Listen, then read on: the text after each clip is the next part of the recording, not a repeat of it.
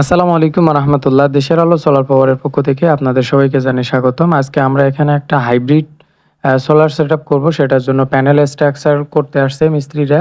তাদেরকে আমি আজকে দেখাই দিতে আসলাম কিভাবে সেটআপটা করতে হবে, প্যানেলগুলো লাগাইতে হবে। এখানে আমরা 12 পিস জিঙ্কো 625 ওয়াটের সোলার প্যানেল আমরা এখানে লাগাইতেছি। এখানে একটা 1.5 টনি এসি চলবে এবং মুরগির ফার্মের মধ্যে আপনার 8 থেকে 10টার মতন সিলিং ফ্যান চলবে এবং বাসার অন্যান্য সিলিং ফ্যান বা বাকি যাবতীয় কিছু লোড আছে সেগুলো ব্যবহার করা হবে। এটার সাথে আমরা ব্যবহার করব গোরোয়াডের 6 কিলো হাইব্রিড ইনভার্টার। সেটার ডিটেইলস ভিডিও ইনশাআল্লাহ আমাদের চ্যানেলে আপনারা পাবেন।